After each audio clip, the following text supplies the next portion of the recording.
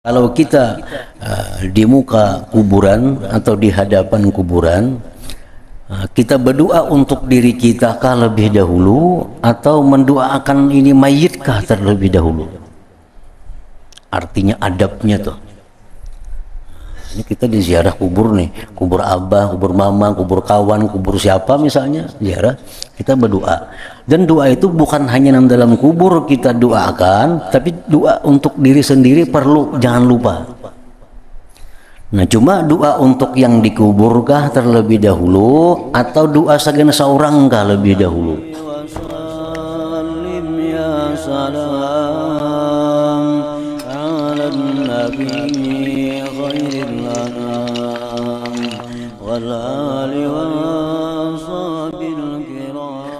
Bismillahirrahmanirrahim. Alhamdulillahirabbil alamin. Wa bihi nasta'in ala umuri dunya waddin. Asyhadu an la ilaha illallah wahdahu la syarika lah wa asyhadu anna sayyidana Muhammadan abduhu wa rasuluh.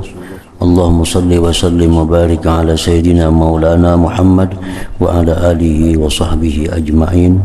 Qala al-musannif rahimahullah nafa'ana bi ulumihi wa qala Abu Kilabah aqbaltu minasyam ilal basrah fanazalatul khandaqa fatatahhartu wa sallaitu raka'atain bilailin thumma wada'tu ra'si ala qabrin fanimtu thumma tanabbahtu fa idza sahibul qabri yashtakini yaqul laqad azaitani mundu lailah thumma qala innakum la ta'lamun wa nahnu na'lam ولا نقدر على العمل ثم قال للركعتان اللتان ركعتهما خير من الدنيا وما فيها ثم قال جزا الله عنا أهل الدنيا خيرا أقرئهم السلام فإنه قد يدخل علينا من دعائهم نور أمثال الجبال. فالمقصود من زيارة القبور للزائر الاعتبار بها وللمزور الانتفاع بدعائه فلا ينبغي أن يغفل الزائر عن الدعاء لنفسه وللميت ولا عن الاعتبار به وإنما يحصل له الاعتبار بأن يصور بقلبه الميت كيف تفرقت أجزاؤه وكيف يبعث من قبره وأنه على القرب سيلحق به كما روي عن مطرب ابن أبي بكر الهذلي قال كانت عجوز بعبد القيس متعبدة فكان إذا جاء الليل تحزمت ثم قامت إلى المحراب تصلي وإذا جاء النهار خرجت إلى القبور فبلغني أنها عوتبت بكثرة إتيانها المقابر فقالت إن القلب القاسي إذا جافى لم يلينه إلا رسوم البلا وإني لآتي القبور فكأني أنظر وقد خرج من بين أطباقها وكأني أنظر إلى تلك الوجوه المتعفرة وإلى تلك الأجسام المتغيرة وإلى تلك الأكفان الدسمة فيا لها من نظرة لو أشربها العباد قلوبهم ما أنكر مرارتها للأنفس وأشد تلافيها للأبدان إلى آخره. Makna perkataan Imam Al-Ghazali rahimahullah wa nafa'ana bi ulumih. Abu Kilabah berkata, saya datang dari negeri Syam ke kota Basrah. Lalu saya singgah di Khandaq, di sebuah parit. Maka saya bersuci dan mengerjakan salat 2 rakaat di malam hari.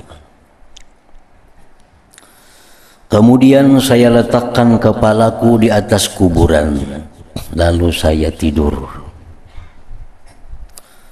Kemudian saya terbangun, maka tiba-tiba penghuni kubur itu mengadu kepadaku seraya berkata, sungguh kamu telah menyakitiku sejak malam tadi.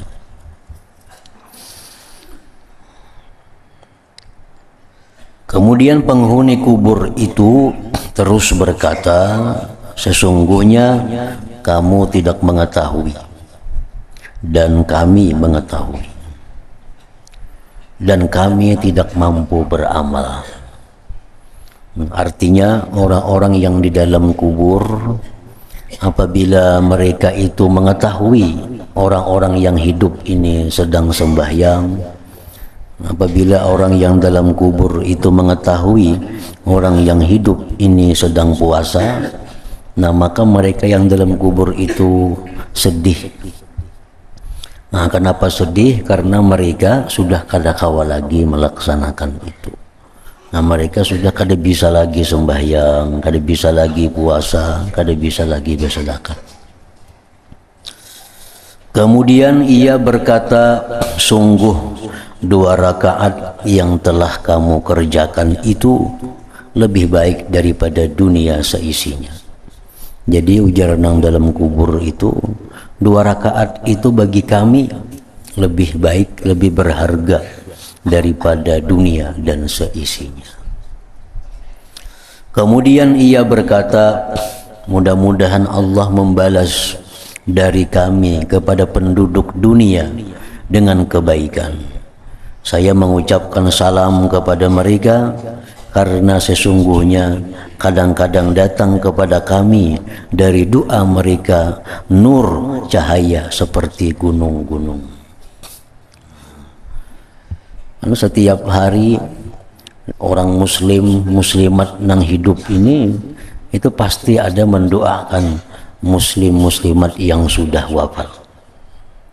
Nah, kada di sini, di tempat lain, di mana ada pasti mendoakan kepada orang yang sudah wafat itu, dan doa-doa itu mereka rasakan, nah, berupa cahaya-cahaya rahmat dan maghfirah yang datang kepada mereka. Nah, kita membaca istighfar, contohnya astaghfirullahalazim li wali walidayya wali ashabil huquqil wajibati alayya wali jami'il muslimin wal muslimat wal mu'minin wal mu'minat al ahya minhum wal amwat. Nah, istighfar yang kita bacakan itu dikirim oleh Allah ke seluruh muslimin dan muslimat di penjuru dunia sejak zaman Nabi Adam sampai saat ini. Astaghfirullahalazim, aku minta ampun kepada Allah yang maha besar, yang maha agung, li untuk diriku, wali walidayya untuk kedua orang tuaku, wali ashabil huquqil wajibati alayya bagi orang-orang yang punya hak wajib atasku. Artinya orang yang kita sakiti, orang yang kita hina, orang yang kita gibah, orang yang kita gunjing, nah itu kita berikan istighfar juga kepada mereka. Dan bagi sekalian muslimin muslimat, mukminin mukminat, al ahya yang masih hidup, minhum wal amwat dan yang sudah mati. Nah, jadi artinya orang yang di dalam kubur itu mereka merasa sampai kebaikan-kebaikan kepada mereka dari orang-orang yang masih hidup di penjuru dunia ini. Maka maksud dari ziarah kubur bagi penziarah kubur adalah mengambil i'tibar dengannya. Dan bagi yang diziarahi memperoleh manfaat dengan doanya itu.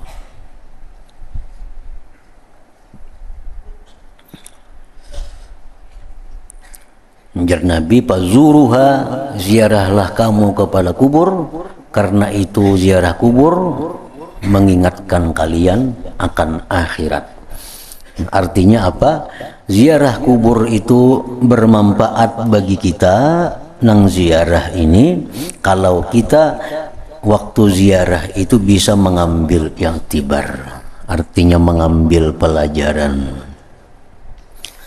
Nah, sedangkan yang diziarahi pun memperoleh manfaat juga dengan doanya. Jadi kalau kita mendoakan orang yang sudah mati itu doa kita mustajab.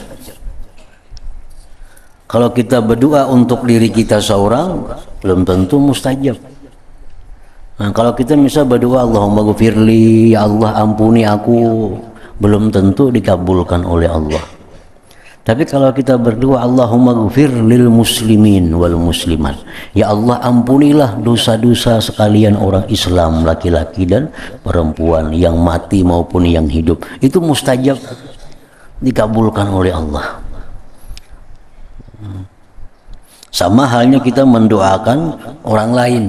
Mendoakan orang lain itu lebih mustajab daripada kita mendoakan diri kita sendiri. Lebih mustajab, lebih didengar Allah, lebih diperhatikan Allah daripada kita berdoa untuk diri kita sendiri. Apalagi kita mendoakan orang lain itu tanpa sepengetahuan orang yang didoakan, lebih mustajab lagi. Nah, kita mendoakan orang lain tanpa sepengetahuan yang didoakan, itu lebih lagi didengar oleh Allah.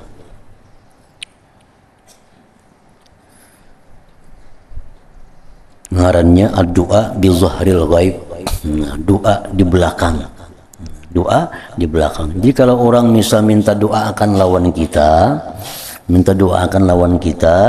itu bulikakan dulu orangnya. Nah, orangnya sudah bulik, sudah ada di hadapan kita lagi, nah hanya kita doakan, itu jauh lebih baik daripada nang berdoa di hadapannya. Nah, cuma kadang-kadang kada puas nah minta doakan, kalau di hadapannya maka didoakan, nah itu bang. Padahal baik bulik dulu, bulik ke rumah dulu sudah hilang. Nah hanya kita doakan itu lebih baik, lebih mustajab, dijamin oleh Rasulullah Sallallahu Alaihi Wasallam. Nah demikian pula kita mendoakan orang mati, nah itu mustajab doanya.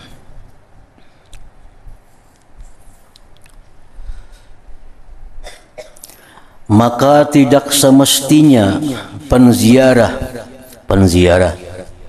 lalai dari berdoa untuk dirinya dan untuk orang yang telah meninggal dunia, dan tidak pula lupa dari mengambil i'tibar dengannya. Jadi orang yang ziarah kubur itu, nah, satu, hendaknya jangan lupa mengambil i'tibar, mengambil pelajaran dari yang mati ini. Yang mengambil pelajaran itu artinya bahwa aku nih macam ini kena jadinya nih, aku nih macam ini kena dikubur orang, kena dimasukkan orang ke dalam lahat, membawa kain kafan. Nah itu ngarannya mengambil pelajaran, dan itu adalah ibadah. Kalau pangkar berpahala itu berpahala, perbuatan yang berpahala. Kita ma'iyatibar itu sudah dapat pahala. Nah yang kedua, orang yang ziarah itu hendaknya jangan lupa berdoa untuk dirinya, berdoa untuk dirinya, dan mendoakan kepada orang yang diziarahi. Nah kemudian para ulama berbeda pendapat, kalau kita di muka kuburan atau di hadapan kuburan, kita berdoa untuk diri kita kah lebih dahulu, atau mendoakan ini mayit kah terlebih dahulu? Artinya adabnya tuh. Ini kita di ziarah kubur nih, kubur abah, kubur mama, kubur kawan, kubur siapa misalnya, ziarah, kita berdoa. Dan doa itu bukan hanya dalam kubur kita doakan, tapi doa untuk diri sendiri perlu, jangan lupa. Nah cuma doa untuk yang dikuburkah terlebih dahulu, atau doa segenap seorang kah lebih dahulu? Pendapat yang kuat dari para ulama bahwa sebaiknya doakan yang dikubur dulu. Doakan yang dikubur. Sudah doakan yang dikubur, doakan dikubur mudahan diampuni Tuhan dosanya, mudahan yang dikubur ini diturunkan rahmat, mudahan yang dikubur ini dapat terhindar daripada azab. Nah hanya kita berdoa untuk diri kita. Alasannya kenapa? Karena mendoakan yang di dalam kubur itu mustajab. Mendoakan yang dalam kubur itu mustajab doa kita. Nah, lalu kalau kita minta kepada Allah sesudah yang mustajab, itu akan menjadi mustajab juga.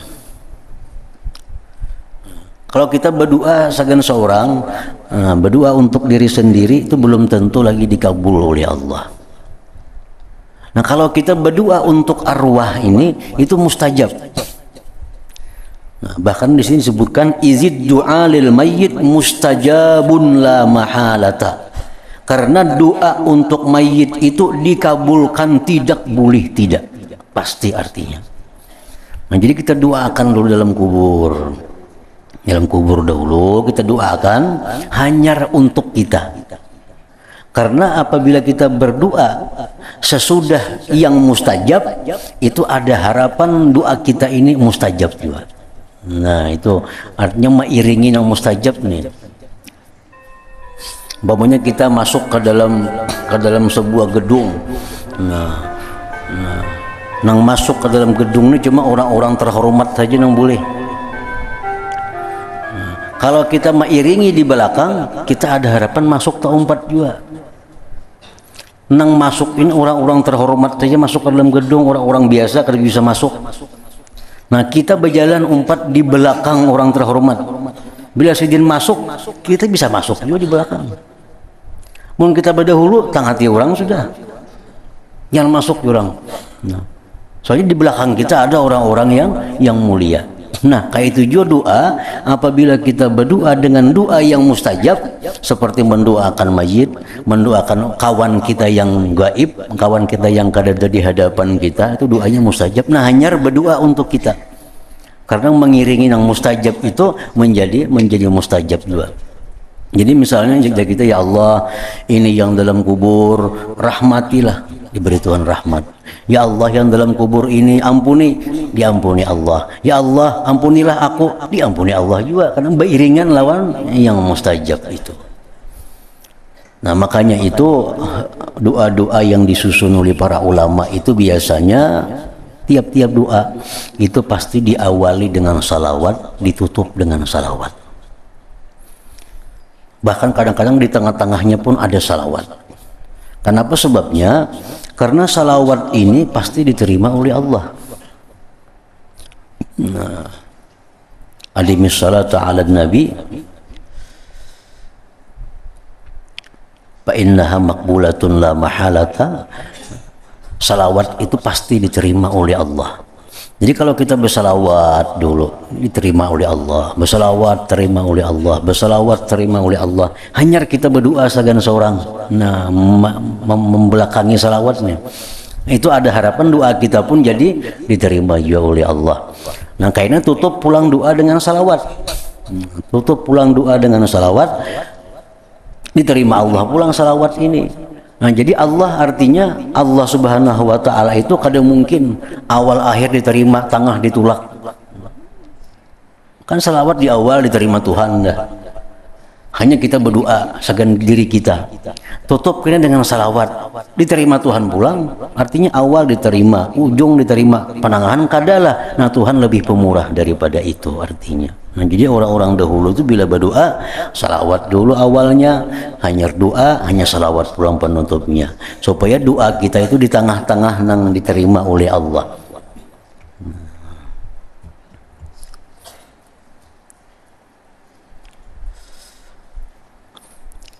Maka tidak semestinya penziarah kubur lalai dari berdoa untuk dirinya dan untuk orang yang telah meninggal dunia, dan tidak pula lupa bahwa dari mengambil i'tibar dengannya. Dan hanya saja hasil baginya mengambil i'tibar dengan bahwa ia menggambarkan dalam pikirannya maksudnya, menggambarkan orang yang meninggal dunia dalam hatinya, bagaimana orang yang dalam kubur nih bercerai-berai bagian-bagiannya, dan bagaimana ia dibangkitkan dari kuburnya, dan bahwa ia dalam waktu dekat akan menyusul dengannya. Sebagaimana diriwayatkan dari Mutarrib ibni Abu Bakar al-Hudhali, ia berkata, ada seorang perempuan tua pada kabilah Abdul Qais.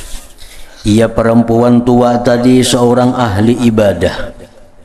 Maka apabila datang malam hari, ia memakai ikat pinggang, kemudian ia berdiri ke mihrabnya untuk sembahyang beribadah di malam hari. Dan apabila datang siang hari, maka ia keluar ke kuburan.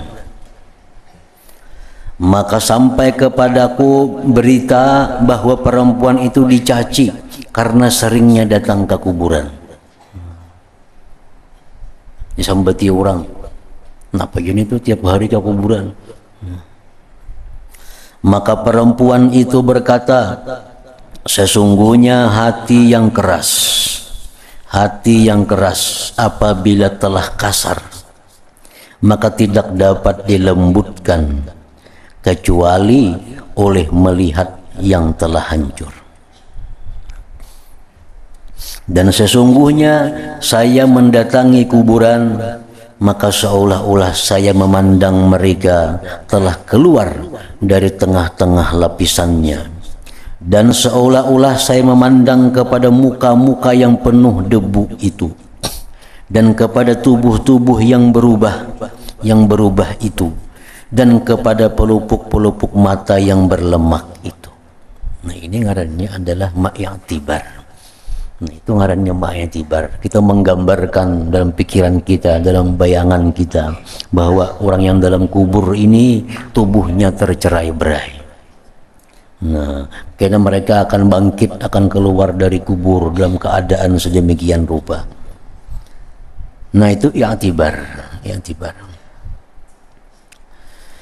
Bahkan sayugianya bahwa ia menghadirkan daripada bentuk orang yang meninggal dunia itu akan apa yang disebutkan oleh Umar ibnu Abdul Aziz ketika seorang fakih ahli fikih masuk kepadanya. Lalu ia heran, si ahli fakih ini heran, sebab berubah rupanya Umar bin Abdul Aziz karena banyak kesungguhan dan ibadah. Umar bin Abdul Aziz ini diilangi oleh seorang fakih, seorang ahli fikih. Si ahli fikih ini takajud melihat Umar bin Abdul Aziz ini takajud. Takajud kenapa? Takajud rupa itu kada sesuai dengan umur. Umur Umar bin Abdul Aziz ini di bawah 40-an. Di bawah 40-an umur masih di bawah 40. Tapi wajah sih itu kayak wajah orang 60 sudah.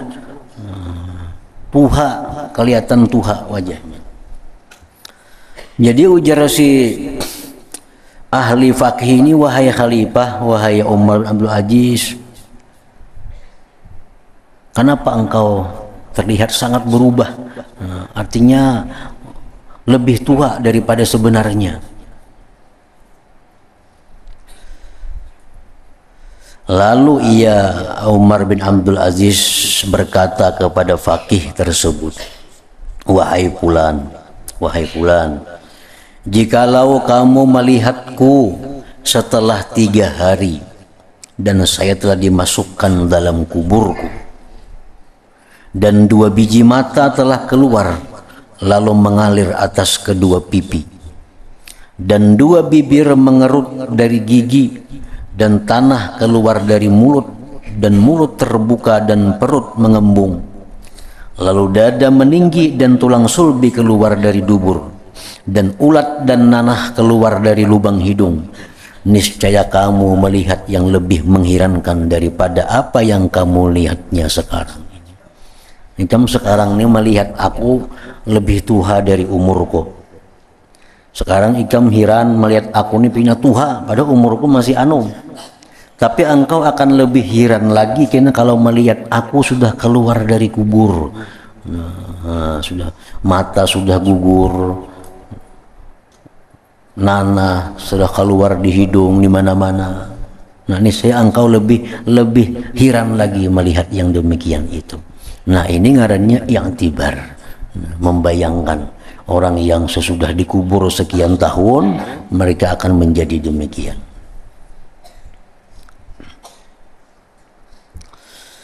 disunatkan memuji kepada orang yang telah meninggal dunia, dan agar tidak disebutkan melainkan dengan yang baik. Artinya disunatkan kita menyebut kebaikan orang yang sudah mati itu, dan jangan sekali-kali kita menyebut dosa-dosanya. Itu lebih berat daripada kita menyebut dosa-dosa orang yang masih hidup.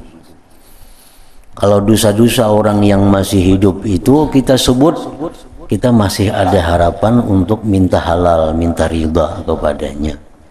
Kalau orang sudah mati itu kita sebut dosa-dosanya, kita sebut kejahatannya, kita kada kawa lagi minta halal kepadanya.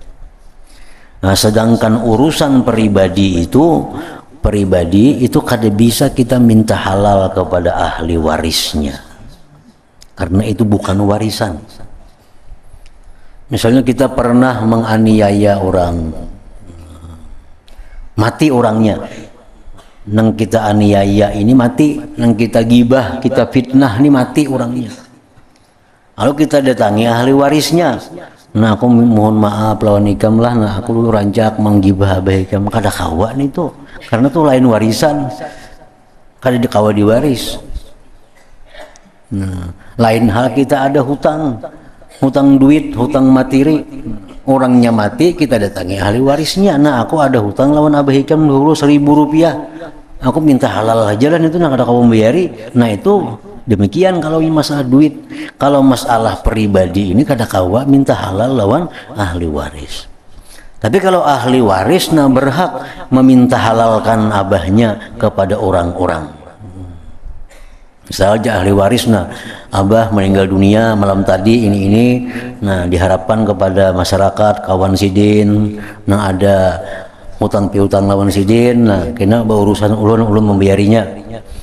Kalau abah ulun ini pernah ada menyakiti pian, abah ulun ini pernah ada mengganggu pian, mengkhianati pian, ulun mohon supaya dimaafkan. Nah itu mesti demikian kalau ahli waris. Tapi kalau kita nang menyakiti mayit, kita kada kau minta halal kepada ahli waris, kada kawa.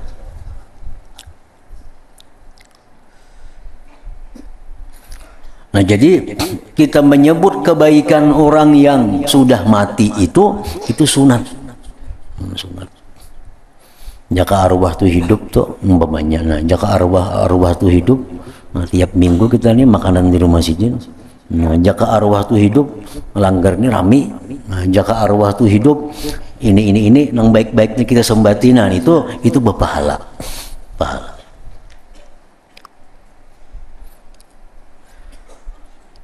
Aisyah radhiyallahu anha berkata, Rasulullah sallallahu alaihi wasallam bersabda, "Idza mata sahibukum fad'uhu wa la taqa'u fih." Rasulullah bersabda, artinya apabila temanmu meninggal dunia, maka tinggalkanlah memperkatakannya dan janganlah mengumpatnya.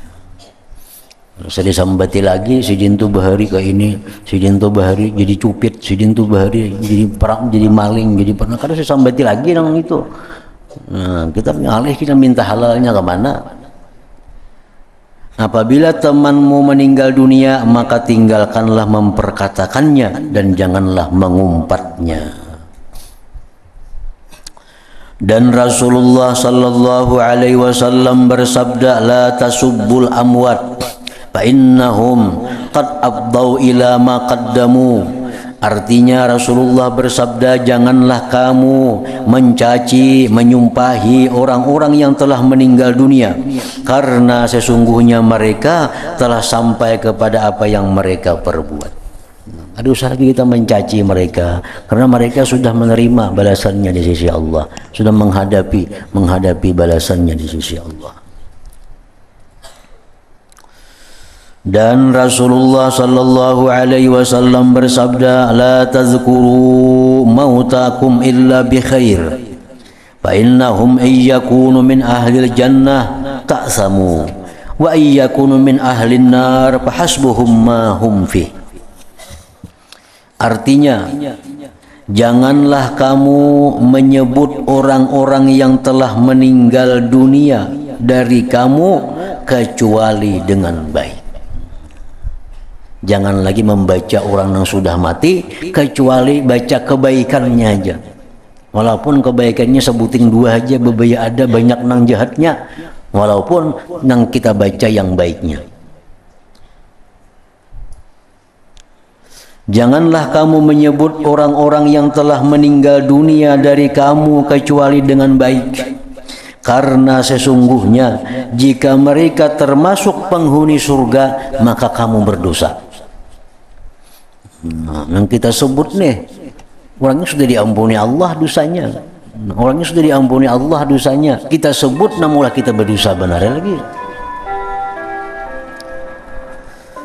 Dan jika mereka termasuk penghuni neraka, yang kita sebut, yang kita caci maki ini orangnya sudah penghuni neraka, maka cukup bagi mereka apa yang mereka ada padanya.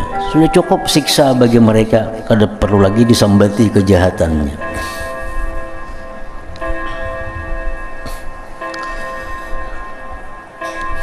Anas bin Malik berkata, jenazah lewat atas Rasulullah sallallahu alaihi wasallam. Artinya ada orang membawa jenazah, ada rombongan membawa jenazah melewati Rasulullah sallallahu alaihi wasallam. Lalu mereka memuji, maksudnya menyebut kepadanya akan kejelikan.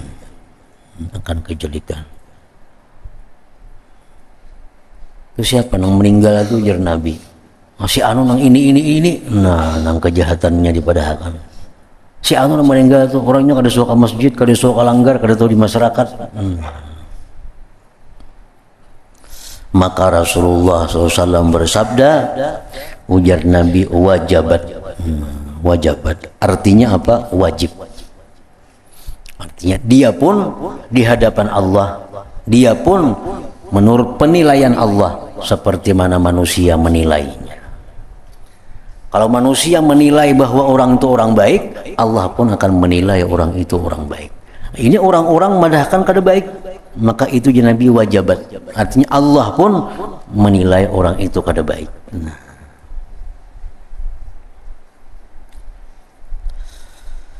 Dan mereka melewati dengan jenazah yang lain. Kemudian ada pulang rombongan membawa jenazah. Lalu mereka yang ada di samping Nabi ini memuji kepadanya akan kebaikan. Wahai Rasulullah, itu jenazah pulang, itu orangnya baik, suka bersedekah, itu orangnya suka sembahyang berjamaah, itu orangnya suka menolong sesamanya. Maka Rasulullah SAW bersabda, wajabat, artinya wajib. Tapi kalau itu memadahkan baik, maka Allah pun akan mengatakan itu orang adalah baik juga. Lalu Umar bertanya kepada beliau tentang yang demikian itu. Kenapa wahai Rasulullah demikian? Kalau orang-orang madahkan kada baik, berarti Allah madahkan kada baik juga. Kalau orang-orang madahkan inya itu baik, arwah itu baik, Allah mengatakan baik juga. Maka Rasulullah sallallahu alaihi wasallam bersabda, inna hadza asnaitum alaihi khaira fa wajabat lahul jannah wa hadza asnaitum alaihi syarra fa wajabat lahun nar wa antum syuhadaullah bil ardi. Artinya sesungguhnya ini kamu puji kebaikan atasnya, maka wajib baginya surga. Dan ini kamu ucapkan kejelikan atasnya, maka wajib baginya neraka. Dan kamu adalah saksi-saksi Allah di bumi ini. Kita ini saksi Allah. Nah, kita ini jadi saksi-saksi Allah di muka bumi. Kalau saksinya madahkan bahwa ini orang kada bujur, tentu hakim akan kada bujur. Kalau saksi madahkan orang ini maling, maka hakim pun akan mengatakan ini orang adalah maling. Jadi nasib seseorang sangat tergantung dengan syuhada Allah, dengan saksi-saksi Allah ini. Wa antum syuhadaullah fil ardi, dan kamu adalah saksi-saksi Allah di muka bumi ini. Makanya berbuat maksiat itu, berbuat kemaksiatan itu di tempat sunyi, di tempat sendiri, itu dosanya kada saganal di tengah orang banyak. Nah, berbuat maksiat itu tapi sorangan aja, itu dosanya masih bisa diampuni Allah. Kalau berbuat maksiat di tengah-tengah orang banyak atau diceritakan kepada orang banyak maksiat kita, itu orang-orang ini jadi saksi di hadapan Allah.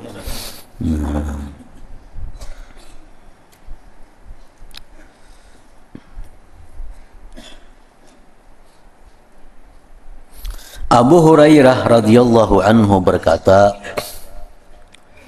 Rasulullah sallallahu alaihi wasallam bersabda, innal abda la yamutu fayusni alaihi alqaumus sana ya'lamullahu minhu ghairah fayaqulullahu ta'ala li malaikatihi ushidukum anni qad qabiltu syahadata abidi ala abdi wa tajawaztu an ilmi fi abdi.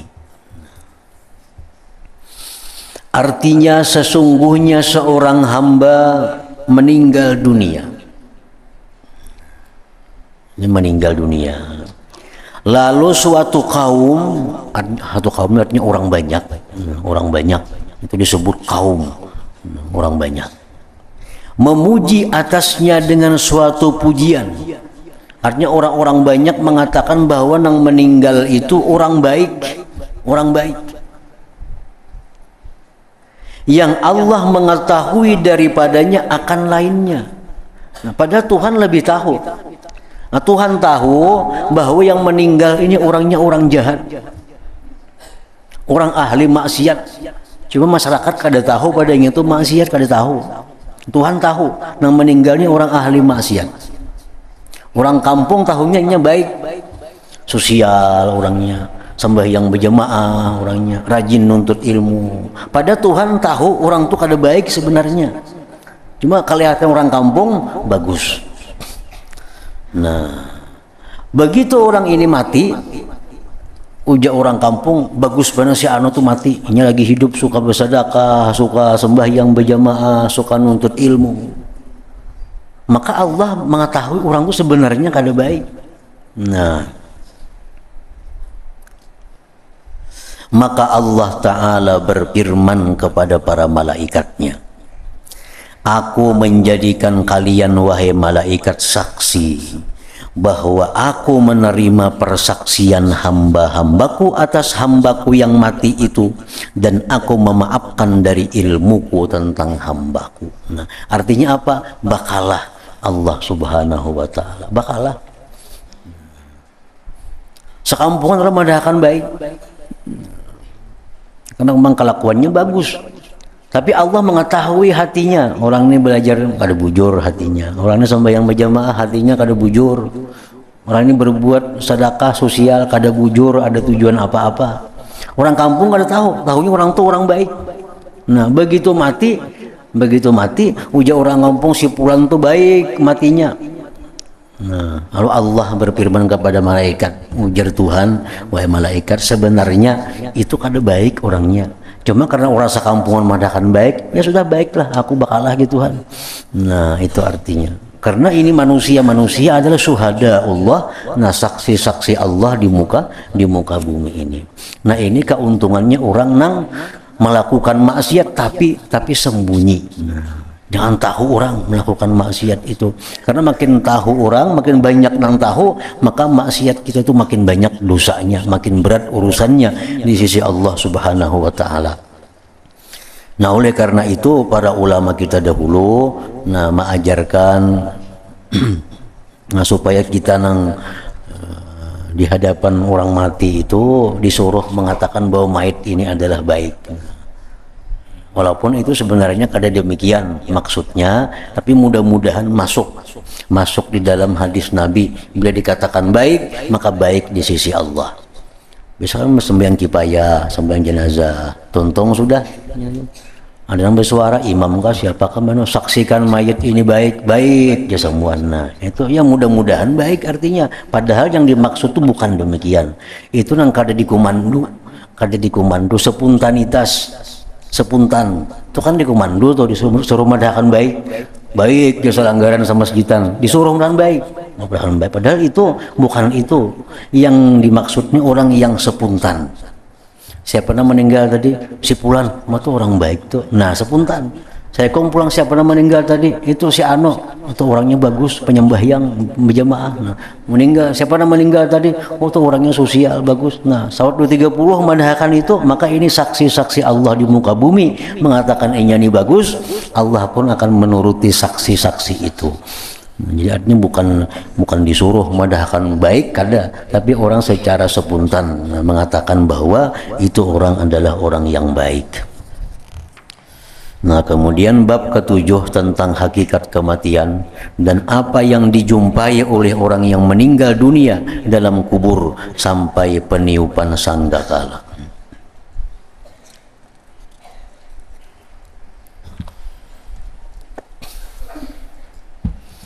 Abdul zikri fa'alam annahu la ilaha illallah Muhammadur Rasulullah, la ilaha illallah Muhammadur Rasulullah, la ilaha illallah Muhammadur Rasulullah, la ilaha illallah, la ilaha illallah, la ilaha illallah, la ilaha illallah, la ilaha illallah, Allahu Allah, Allahu Allah, Allahu Allah, Allahu Allah, Allahu Allah, Allahu Allah, Allahu Allah, Allahu Allah, Allahu Allah, Allahu Allah,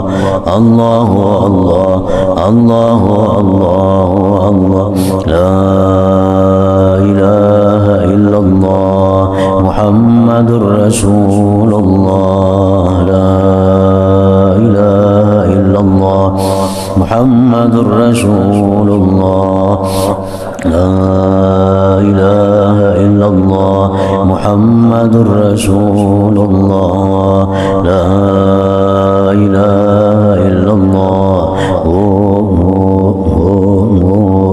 Al-Fatihah ila hadratin Nabi wa Ar-Rahmanir Rahim Maliki yaumiddin iyyaka na'budu wa iyyaka nasta'in ihdinas siratal mustaqim siratal ladzina an'amta 'alaihim. فيا أيها الراجون منها شفاعة صلوا عليه وسلموا تسليما اللهم صل وسلم وبارك عليه.